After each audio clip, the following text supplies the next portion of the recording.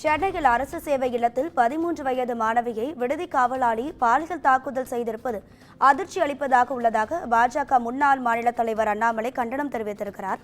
தமிழகம் முழுவதுமே இதுபோன்ற பாலியல் வன்கொடுமை சம்பவங்கள் அதிகரித்துள்ளதாகவும் சமூக விரோதிகளுக்கு சட்டத்தின் மீதும் காவல்துறை மீதும் எந்தவிதமான பயமும் இல்லை என்றும் குற்றம் நடக்காமல் தடுப்பதன் அரசின் முதல் கடமை என்பதை திமுக மறந்துவிட்டதாகவும் பாஜக முன்னாள் தலைவர் அண்ணாமலை கண்டனம் தெரிவித்திருக்கிறார். இது தொடர்பான அண்மை செய்தியை பார்த்துக் கொண்டிருக்கிறோம். தமிழ்நாட்டில் நாளுக்கு நாள் பாலியல் துன்புறுத்தல்கள் அதிகரித்துக் கொண்டே வருவதாக பாஜக முன்னாள் மாநில தலைவர் அண்ணாமலை தெரிவித்துள்ளார். சென்னையில் அரசு சேவை இல்லத்தில் 13 வயது மாணவியை அந்த விடுதியின் காவலாளியே பாலியல் வன்கொடுமை செய்திருப்பது அதிர்ச்சி அளிப்பதாக அண்ணாமலை தெரிவித்துள்ளார்.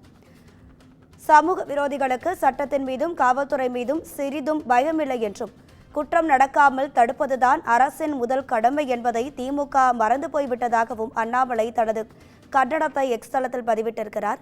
இது தொடர்பான அண்மை செய்தியை பார்த்துக் கொண்டிருக்கிறோம். சென்னையில் 13 வயது மாணவிக்கு விடுதியின் காவலாளி பாலியல் வன்கொடுமை செய்த சம்பவம் அதிர்ச்சி அளிப்பதாக பாஜக முன்னாள் மாநில தலைவர் அண்ணாமலை கண்டனம் தெரிவித்திருக்கிறார். உடனடியாக தமிழகம் முழுவதும் உள்ள மாணவியர் விடுதிகளில் முறையான பாதுகாப்பு ஏற்பாடுகளை செய்ய வேண்டும் எனவும் அண்ணாமலை தெரிவித்திருக்கிறார். இது தொடர்பான அண்மை செய்தியை பார்த்துக் கொண்டிருக்கிறோம். அரசு சேவை இல்லத்தில் 13 வயது மாணவியை விடுதி காவலாளி பாலியல் தாக்குதல் செய்திருப்பது அதிர்ச்சி அளிக்கிறது என அண்ணாமலை தெரிவித்துள்ளார்.